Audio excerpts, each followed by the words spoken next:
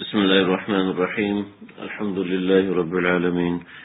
والصلاة والسلام على أشرف الأنبياء وأكرم الأنبياء وأشرف الأنبياء وأحسن الأنبياء وأفضل الأنبياء وأكرم الأنبياء وأشرف الأنبياء والمرسلين. أما بعد، فأعوذ بالله من الشيطان الرجيم. بسم الله الرحمن الرحيم. أمن هو قانت آناء الليل ساجدا وقائما يحذر الآخرة ويرجو رحمة ربه قل هل يستوي الذين يعلمون والذين لا يعلمون إنما يتذكر أولو الألباب. محترم طالبات اور محترم معلمات،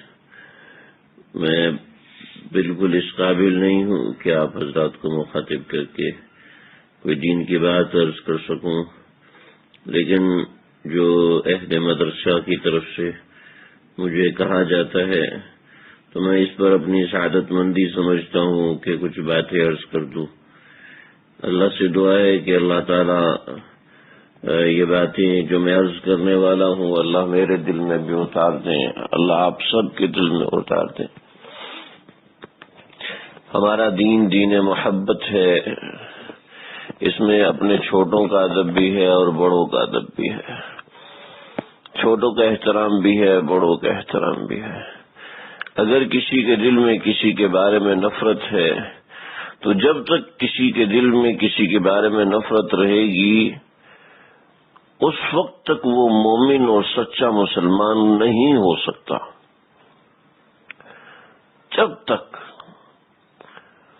جب تلک کسی کے بارے میں نفرت دل میں ہوگی، جب تلک کسی کے بارے میں بغض دل میں ہوگا، جب تک دل کے اندر کسی کے بارے میں عداوت ہوگی، اس وقت تک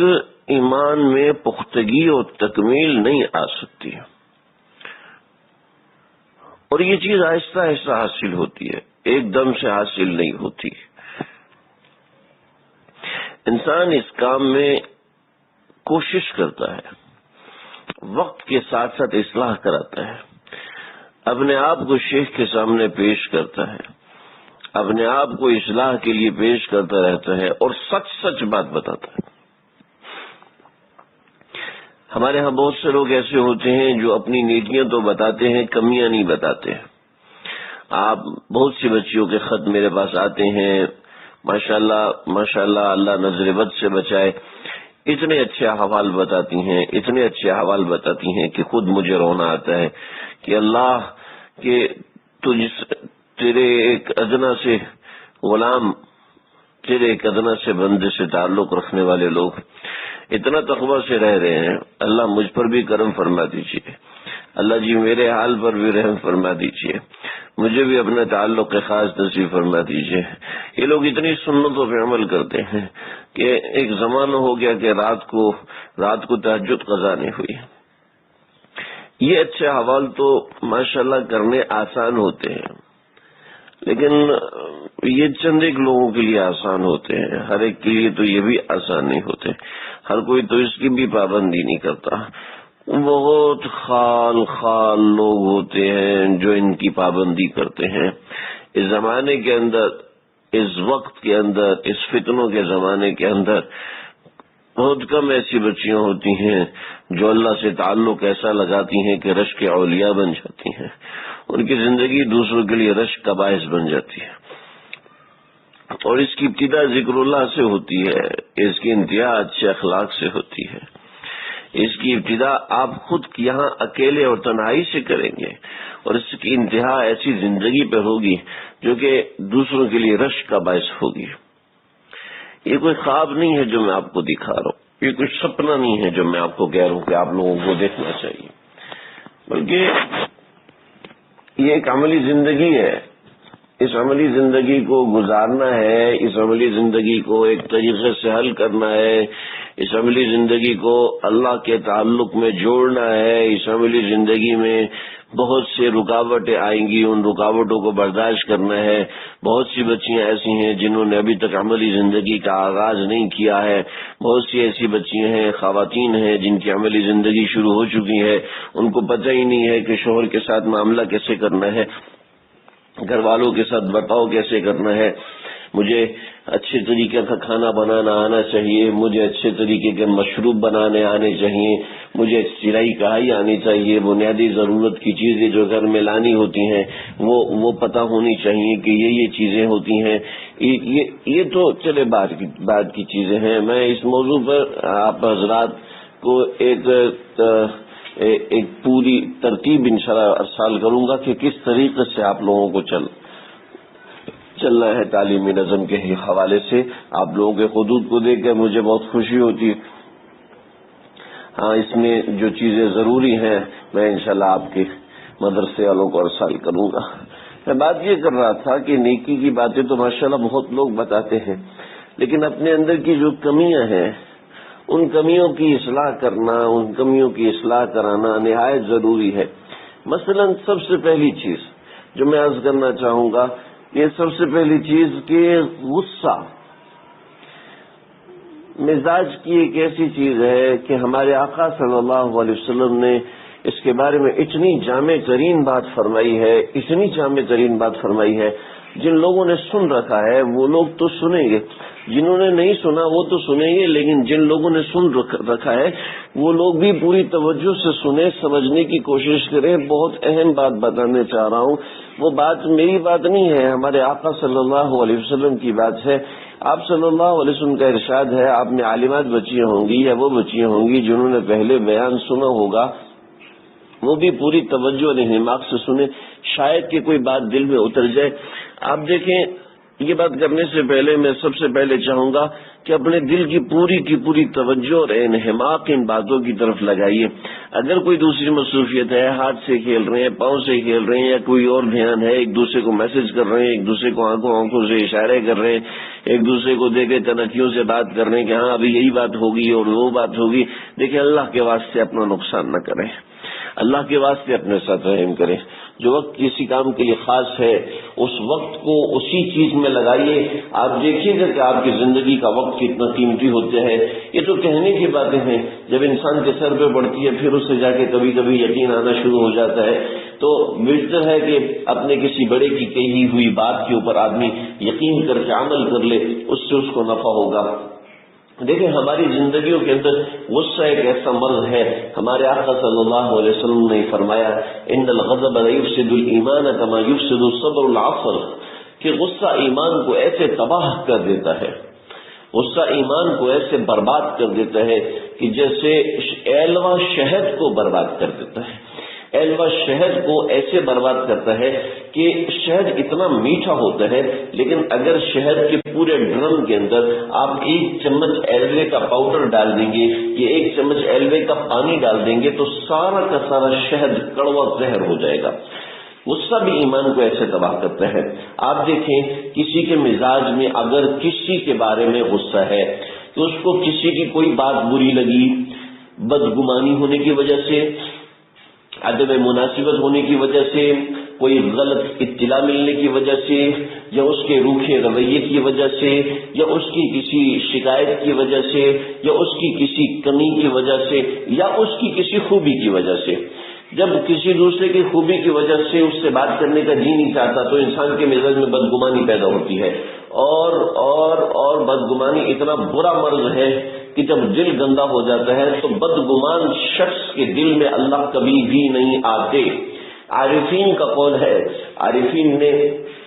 اپنے تجربات کی روشنی میں لکھا کہ بدگمان بندے کے دل میں اللہ کبھی بھی نہیں آتے، معترض آدمی کے دل میں اللہ کبھی بھی نہیں آتے۔ آپ دیکھیں، جو شخص بدگمان ہوتا ہے، جو شخص معترض ہوتا ہے، اس کو شیخ کی بات پر بھی اعتراض ہوگا، اس کو استاد کی بات پر بھی اعتراض ہوگا، اس کو ماں باپ کی بات پر بھی اعتراض ہوگا، اس کو اپنے بڑوں کی بات پر ہمیشہ اعتراض ہوگا۔ جو معترض قسم کا شخص ہے اس کے دل میں اللہ کی ذات قطعاً آتی ہی نہیں ہے، اس لیے کہ جب اللہ کی ذات اس کے دل میں آئے گی تو یہ اللہ کی ذات پر بھی اعتراض کر دے گا۔ اللہ کو تو پتہ ہے، اس وجہ سے اللہ ایسے بندے کے دل میں آتے ہی نہیں ہے۔ اگر کسی کے مزاج میں اعتراض کا مادہ ہے تو اس کو نکالے۔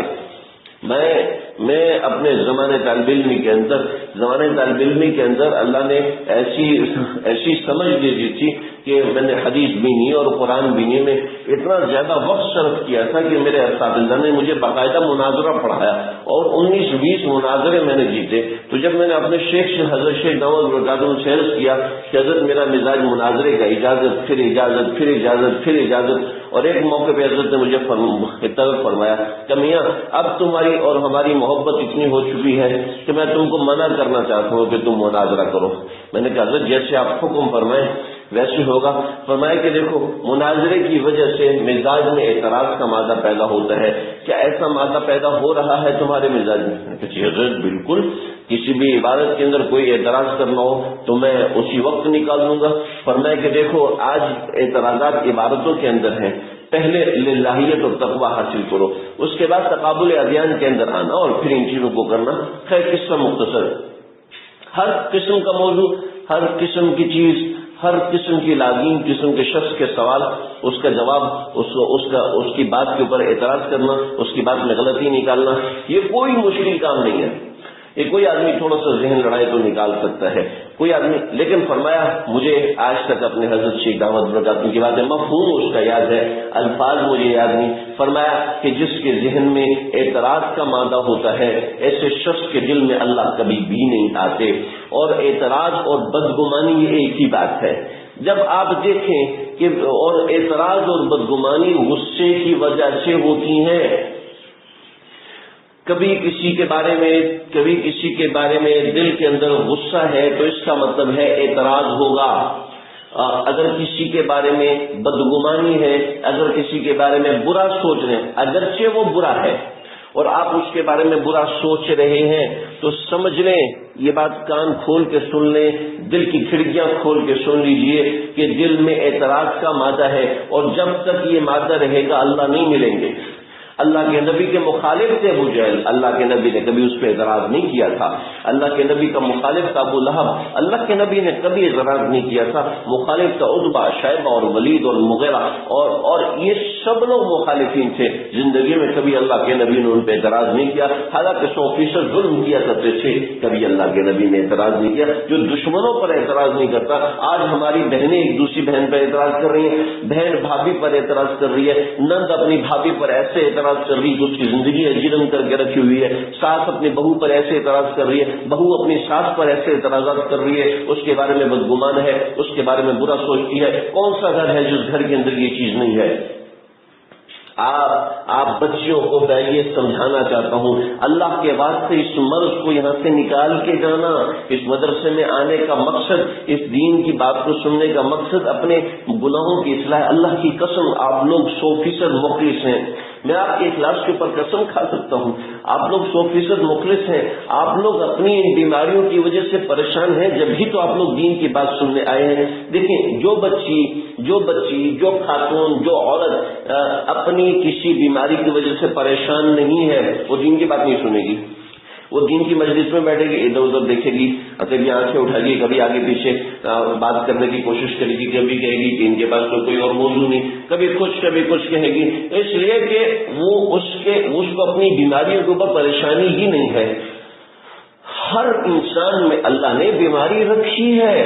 فَأَلْهَمَهَا فُجُورَهَا وَتَقْوَاهَا، میں نے تمہارے اندر فجور کا مادہ بھی رکھا ہے، میں نے تمہارے اندر تقوی کا مادہ بھی رکھا ہے، میں نے تمہارے اندر گناہوں کا مادہ رکھا ہے. لہذا استغفروا ربکم انہ کان غفارا قل یا عبادی الذین اسرفوا علی انفسہم لا تقنطوا من، کہ ان سب چیزوں سے، ان سب آیات سے معلوم ہو رہا ہے اللہ نے ہر انسان میں گناہ کا مادہ رکھا ہے. اب کوئی یہ کہ جی میں تو بہت VIP ہوں، میرے اندر تو گناہ کی خواہش ہی نہیں ہے، میرے اندر تو غصہ ہے ہی نہیں. میں آج اس موضوع کے اوپر بات کر رہا ہوں،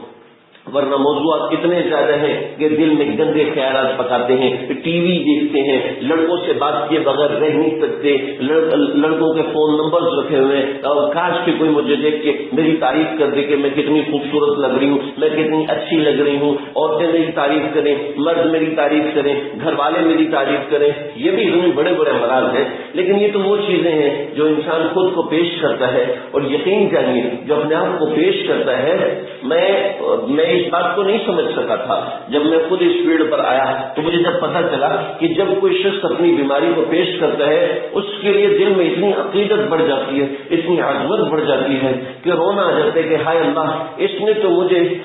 مجھے جیسے بندہ اللہ کے سامنے اپنی پریشانیاں رکھتا ہے، اس نے تو مجھے ایسے کر کے اپنی پریشانیاں بتا دی، اللہ اب تو ہی اس کا کام بنا۔ اس کے لیے عظمت اتنی بڑھ جاتی ہے، اس کے لیے دعائیں اتنی بڑھ جاتی ہیں، لیکن بات یہ ہے کہ کوئی شخص اپنے آپ کو پیش کرنے کی کوشش تو کرے، آگے بڑھنے کی کوشش تو کرے۔ ماشاءاللہ آپ کے مدرسے میں ایسی طالبات بھی پڑھتی ہیں کہ جو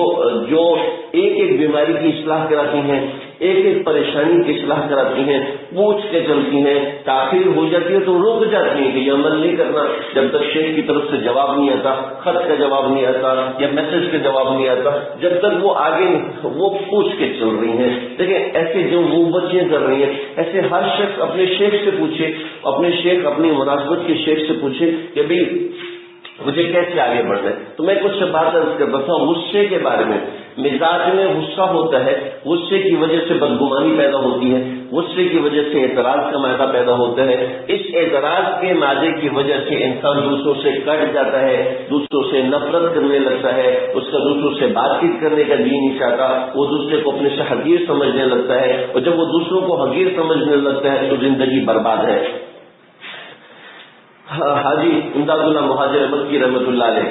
حاجی امداد اللہ مہاجر مکی رحمۃ اللہ علیہ کہ ایسے قصے مشہور، ان سے قطب العالم مولانا رشید احمد گنگوہی رحمۃ اللہ علیہ، ان سے بیعت تھے مولانا قاسم نانوتوی رحمۃ اللہ علیہ، دارالعلوم دیوبند کے بانی، پورا انگریز سرکار ان کے پیچھے۔ نواب آف بہاولپور نے مولانا قاسم نانوتوی رحمۃ اللہ علیہ کو خط لکھا اور کہا کہ حضرت آپ میرے پاس تشریف لے آئیے، میں آپ کو 500 روپے تنخواہ دوں گا، آپ میرے پاس تشریف لائیے، آپ کی تنخواہ تو صرف 5 روپیہ ہے، میں آپ کو 500 روپیہ دوں گا، آپ میرے پاس ضرور تشریف لائیے۔ جواب میں خط لکھا، نواب صاحب آپ کی دینداری میں جانتا ہوں، آپ بہت نیک ہیں، آپ بہت دیندار ہیں، آپ بہت اچھے آدمی ہیں، لیکن بات یہ ہے کہ میری تنخواہ 5 روپیہ ہے، اور 5 روپے میں یہ ہے کہ 2 روپیہ میرے گھر کا خرچہ ہے، 2 روپیہ میں ایک روپیہ میں صدقہ کرتا ہوں، اور 1 روپیہ میں اپنی بیوہ پھوپھی کو دیتا ہوں، بقیہ جو 1 روپیہ ہے وہ پورا مہینہ مجھے پریشان رکھتا ہے کہ میں اس 1 روپے کا کیا کروں۔ آپ اگر مجھے 500 پہ ملازم رکھیں گے تو بقیہ 496 روپے تو مجھے پورا مہینہ ایسا پریشان کریں گے کہ میں اپنا کام نہیں کر سکوں گا، اس لیے میں آپ کی یہ تنخواہ قبول نہیں کر سکتا۔ اللہ، یہ تھے مولانا قاسم نانوتوی رحمۃ اللہ علیہ، ان سے بیعت حضرت مجدد ملت حضرت مولانا اشرف علی تھانوی رحمۃ اللہ علیہ، جو کہ جامع المجددین کہلاتے ہیں، ان تمام مجددین کی تعلیمات ان کے اندر جمع ہو چکی تھی۔ حضرت تھانوی رحمۃ اللہ علیہ جن سے بیٹھے ہیں اس شخص کا نام ہے حاجی امداد اللہ مہاجر مکی، اور حاجی امداد اللہ مہاجر مکی کو ایک جاہل آدمی، ایک اجڑ اور گوار آدمی، ایک دیہات سے آدمی کہنے لگا، حاجی صاحب آپ کے اندر کون سی بات ہے کہ اتنے بڑے بڑے علماء آپ سے بیعت ہوئے پڑے ہیں، آپ کے اندر تو کوئی ایسی بات نظر نہیں آتی، مجھے حیرت ہوتی ہے کہ یہ بڑے بڑے علماء کیسے دھوکہ کھا کے آپ سے بیعت ہو جاتے ہیں۔ تو حاجی صاحب نے ہنس کے فرمایا، میاں تمہیں تو حیرت ہوتی ہے، مجھے تم سے زیادہ حیرت ہوتی ہے، کہ یہ تم کیوں مجھ سے بیعت ہو گئے، ہم نے تو جال لگایا تھا چھوٹی چھوٹی مچھلیوں کے لیے، ہمیں کیا پتا کہ بڑے بڑے روہو اور پاپلیٹ اس کے اندر پھنس جائیں گے، ہم نے تو آپ کے لیے ہم نے تو ان بڑے بڑے علماء کو لیے تو بات ہی نہیں کی تھی، یہ تو اللہ نے بھیج دیے۔ آئے ہائے، حضرت گنگوئی رحمۃ اللہ علیہ فرماتے تھے، ذکر کرتے ہوئے رو پڑے اور روتے روتے کہنے لگے، ہائے مجھے تو پتہ ہی نہیں چلا کہ 30 سال پہلے حاجی نے مجھے کیا چکھایا تھا، آج اس کا ذائقہ محسوس ہو رہا ہے۔ تو یہ حاجی امداد اللہ مہاجر مکی یہ اپنے آپ کو کیا سمجھتے تھے، ایک دفعہ حرم شریف میں سجدے میں گئے،